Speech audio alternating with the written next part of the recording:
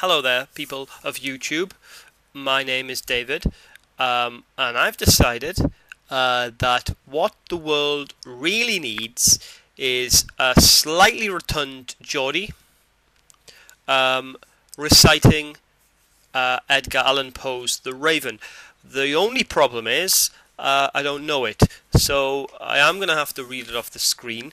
I did deliberate with the idea of telling fibs and trying to make out like I knew it off heart, but I don't, and I figured that it would be a giveaway when I looked off screen every time I forgot my lines, as thus. Before I go on, let me just introduce you to my apparatus. Well, this is my microphone, and these things here are earphones, you see, so I can listen to it back, but I don't like to wear them because it makes my ears a little bit itchy, so I prefer just to dangle them around my neck. I hope you don't mind. Okay, so I've had an idea. Oh dear, I can't remove that. Yeah, I've had an idea.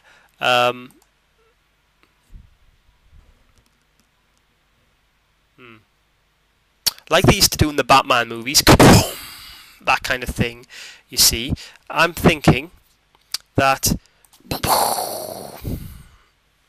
is getting borderline ridiculous now.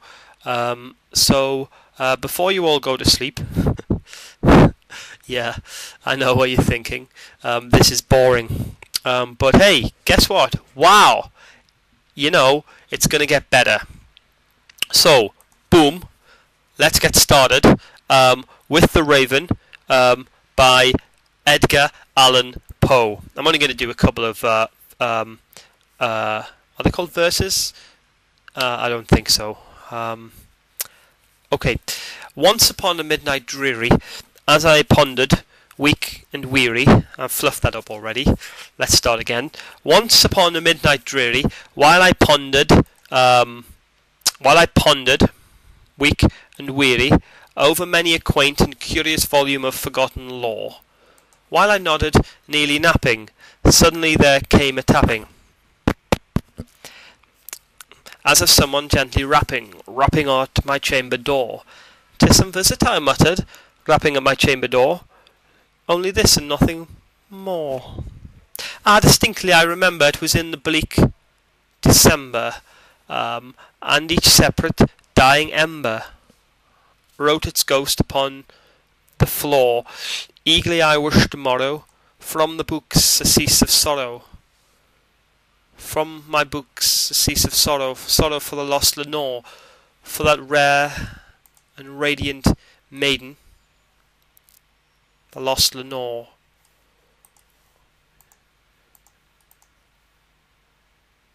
Whom the angels lamed more, nameless here forevermore. And the silken, sad and certain rustling of each purple curtain thrilled me, filled me with fantastic terrors never felt before, so that now to still the beating of my heart I stood repeating, "'Tis some visitor entreating entrance at my chamber door, some late visitor entreating entrance at my chamber door, that it is nothing more."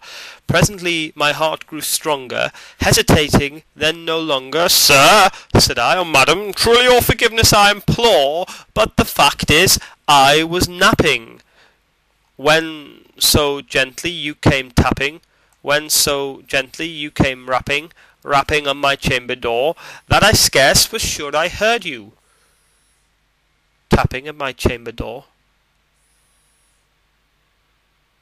Presently I've done that bit. I've got lost here. Okay, deep into... Hello? Excuse me.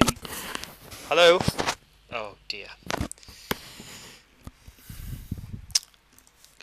Okay, ladies and gentlemen, I'm furious. This is steam. But I'm afraid I'm going to have to leave it there. So, thumbs up. Bye-bye.